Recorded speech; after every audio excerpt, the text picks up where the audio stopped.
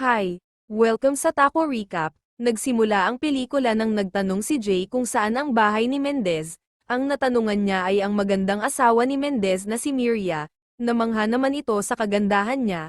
Tinuro naman ni Miria ang daan at agad na nagpaalam si Jay at nagpasalamat sa kanya. Nang nakarating na siya sa bahay ni Mendez, ay agad niyang hinanap ito at doon nakita niya na naglalaro ng tennis. Siya si Mendez ang kaibigan niya na isang milyonaryo sa Mexico. Nagsimula ang kanilang pagkakaibigan dahil sa paghunting. Si Jay naman ay isang retiradong US Navy. Pagkatapos maglaro ay niyaya siya ni Mendez na maghunting bukas. Kinabukasan, agad nagkita ang dalawa para maghunting. Aalis na sana ang dalawa nang tinawag si Mendez dahil may importanteng tumatawag sa kanya. Lumabas na din sa kotse si Miria, at dito pinakilala ni Mendez ang kanyang magandang asawa. Muling nagkita ang dalawa. Sinabihan ni Miria si Jay na palaging kinuwento ni Mendez ang pagkakaibigan nila. Nang matapos makipag-usap sa telepono si Mendez ay agad na sinabihan si Jay na hindi matutuloy ang kanilang paghunting. Dahil may meeting siya kasama ang mga politiko, ngunit niyaya naman siya na kumain ng hapunan sa kanila. Kinagabihan, habang busy sa pakikipag-usap si Mendez sa kanyang mga kaibigan, si Jay at Miria naman ay nag-uusap. Tinanong ito ni Jay kung paano sila nagkakilala ni Mendez. Sumagot naman siya na si Mendez at ang kanyang ama ay business partner kaya naman ay pina-arrange marriage siya kay Mendez. Kahit na matanda na ito para sa kanya, nagulat naman si Jay sa sinabi ni Miria. Ngunit tumawa lang si Miria at binawi ang mga sinabi, at sinabihan si Jay na mahal niya si Mendez kaya pinakasalan niya ito. Tumingin lang si Jay sa kanya at nagpaalam na uuwi na siya dahil gabi na. At sinabihan din si Miria na sabihan si Mendez na uuwi na siya. Sa silid, kung nasaan si Mendez at kanyang mga kaibigan, hindi nagustuhan ni Mendez ang pinapakita ng dalawa, sinabihan niya ito na walang mga respeto. Kaya naman pinatay ang lalaki, habang ang isa ay tumahimik at sumunod na lang sa utos ni Mendez. Kinabukasan, nang umuwi na sa bahay si Jay galing sa palengke, nagulat ito na naghihintay pala sa pinto si Miria. Niyaya naman ito ni Jay pumasok sa loob at sinabihan na gagawa siya ng lemonade para sa kanya, sa kusina. Hindi naman mapakali si Jay. Natataranta ito sa paggawa ng maiinom dahil hindi inaasahang bisita. Hindi natiis ni Miria kaya naman pumunta siya sa kusina at tinulungan na damputin ang mga lemon. Si Jay naman ay nenerbiyos dahil sa kagandahan niya. Ang dalawa ay nagsimulang gumawa ng lemonade at makikitang nagsimula ng mahumaling ang dalawa sa isa't isa. Sa party, sinusulyap ni Jay si Miria, habang ang tauhan ni Mendez ay binabantayan si Jay. Sa silid, si Jay at tumitingin sa mga damit nang biglang pumasok si Miria, habang ang kanyang asawa na si Mendez ay busy sa pagsasayaw. Nagtinginan ang dalawa at isinara ang pinto. Ang dalawa ay nagsimulang maghalikan, at agad na sinibak ni Jay si Miria, habang si Mendez ay napansin na nawala ang dalawa. Kinabukasan, matapos maglaro ng tennis, tinanong ni Mendez si Jay kung maganda ba ang kanyang asawa. Sumagot naman si Jay na oo na may halong kaba. Sa sumunod na eksena, tumawag si Jay sa kanyang best friend. Inamin nito na in love na ata siya. Tinanong naman siya nito kung kanino. Inamin niya na sa asawa ni Mendez. Agad siyang sinabihan na mag-impake at umalis sa Mexico dahil delikado. Mapapahamak siya pag itutuloy niya ang ginagawa niya sa asawa ni Mendez. Hindi naman sumunod si Jay sa payo ng kanyang best friend.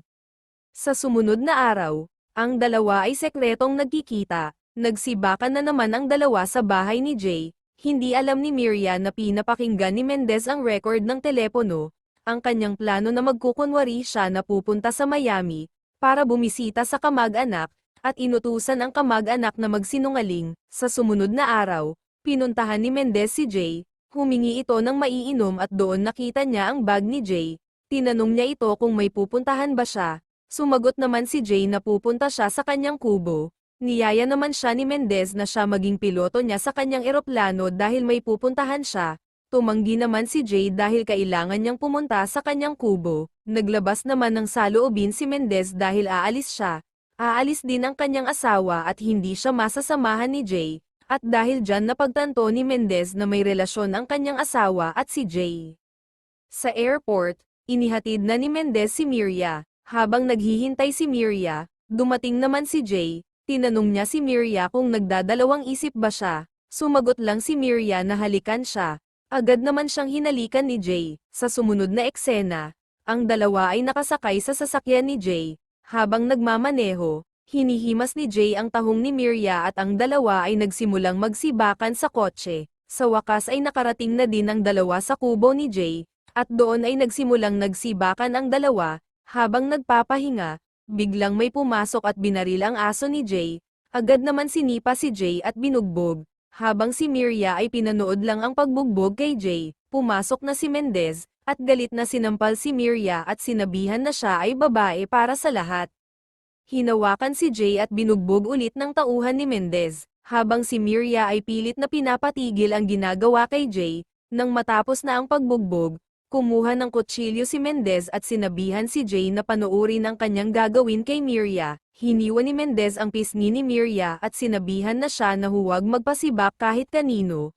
Agad na sinunog ang kubo ni Jay, at siya ay itinapon sa bangin habang si Miria ay ibinigay sa tahanan ng mga babae para sa lahat, para gawing sibakan ng mga lalaki. Kinabukasan, natagpuan ng lalaki si Jay na puno ng dugo, tinulungan ito at dinala sa albularyo. Sa sumunod na araw, gumaling na din si Jay at pinuntahan ang kanyang nasunog na kubo. Kinuha niya ang kanyang tinago na pera, habang si Miria ay nawawalan ng lakas dahil sa kanyang natamong sugat sa mukha. Nagpasalamat naman ang tumulong sa kanya dahil gagaan na ang kanyang loob dahil maraming naghahanap kay Jay, kung buhay pa ba o patay na. Iniiwasan niya lang ang madamay sa mga Mendez, kaya naman inihatid niya si Jay sa lungsod at binigyan ng kutsilyo, na ginawa niya para kay Jay. Tinulungan naman ni Jay ang lalaki na hirap ipasok sa kulungan ang kabayo. Nagpasalamat ang lalaki at niyaya si Jay na uminom sa bar. Habang busy sa pag-uusap ang dalawa, namuka naman ni Jay ang pumasok sa bar na tauhan ni Mendez. Sinabihan niya naman ang lalaki na paandarin na ang sasakyan. Pumunta ng banyo si Jay, at tiningnan ang lalaki, at nagkunwaring nagpupunas ng mukha. Inihanda niya ang kanyang patalim. Nang namuka na siya ng lalaki ay agad niya itong sinaksak at tinago sa bakanteng banyo. Agad na pinunasan ni Jay ang kanyang duguan na damit at agad na lumabas at umalis kasama ang kanyang bagong kaibigan. Habang naglalakbay, hindi inaasahan ni Jay na wala ng buhay ang kanyang bagong kaibigan dahil sa sakit, kaya naman ay inilibing niya ito. Naghanap ng matutuluyan si Jay. Kinagabihan, habang natutulog, nagising siya sa ingay ng pagkatok sa kanyang pinto. Sa pinto ay si Amador. Sinabihan siya nito na makipagtulungan siya na patayin si Mendez dahil pinatay nito ang kanyang kapatid na babae. Inamin din ni Amador na buhay pa si Miria. Sinabihan niya si Jay na babalik siya bukas. Bumalik na si Amador na kasama ang kanyang pinsan na si Ignacio. Ibinalita ni Amador na nasa bahay ng mga pokpok si Miria ngunit hindi pa niya alam kung saang bahay. Sa sumunod na eksena, si Miria ay sinibak ng tauhan ni Mendez habang siya ay walang lakas ng katawan dahil sa lagnat. Pumunta sila Jay sa isang bahay, at iniisa-isa ang kwarto para hanapin si Miria. Kinausap nila ang may-ari ng bahay at sinabi nito na wala na si Miria sa bahay. Nagalit naman si Jay at sinuntok ang babae. Agad na umalis sila Jay. Si Miria pala ay dinala sa kumbento ni Mendez. Habang sila Jay ay nagsimulang minamanman si Mendez, sa sumunod na eksena, pinuntahan ni Mendez ang kanyang tauhan. Nalaman nito na sinibak niya ang kanyang asawa. Kaya pinatay niya ito. Nagpas siya naman si Jay na kausapin na si Mendez, dahil hindi na siya makapaghintay na makita si Miria dahil nag-alala na siya sa kalagayan niya.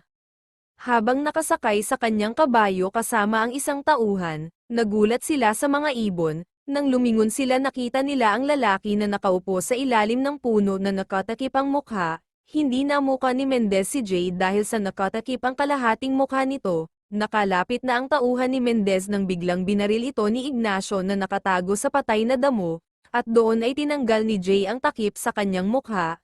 Nagulat si Mendez at nilapitan si Jay. Tinanong naman siya ni Jay kung nasaan si Miria. Tinutukan siya ng baril ni Mendez at sinabihan si Jay na sana pinatay niya na lang silang dalawa. Binaba naman niya ulit ang baril at sinabihan si Jay na bilang kaibigan dapat humingi ng tawad si Jay sa kanya sa pag-agaw ng kanyang asawa. Dahil dito humingi ng tawad si Jay sa pag-agaw kay Miria, inamin na rin ni Mendez na nasa kumbento si Miria. Agad na umalis si Jay at pinuntahan ang kumbento. Nang nakarating na sa kwarto, nakita ni Jay ang kalagayan ni Miria. Nagising na si Miria at masaya ito na nakitang buhay si Jay, ngunit naalala niya ang kanyang sugat sa mukha kaya tinakpan niya ito, ngunit tinanggal ni Jay ang kamay niya at hinalikan siya. Inamin ni Jay na mahal siya, ngunit hindi makapagsalita ng maayos si Miria dahil nanghihina na siya. Bumulong ito kay Jay para sabihan na gusto niyang lumabas, binuhat ni Jay si Miria palabas. Umupo ang dalawa at niyakap lang ng mahigpit ang isa't isa. Nagsalita na rin si Miria at inamin din na mahal niya si Jay, at ilang minuto ay nabawian din ng hininga si Miria. Wala nang nagawa si Jay kundi yakapin si Miria, at dyan nagtatapos ang ating pelikula. Maraming salamat po sa panonood. Huwag kalimutang mag-subscribe para malaman ang susunod na i-upload na pelikula. Maraming salamat po ulit.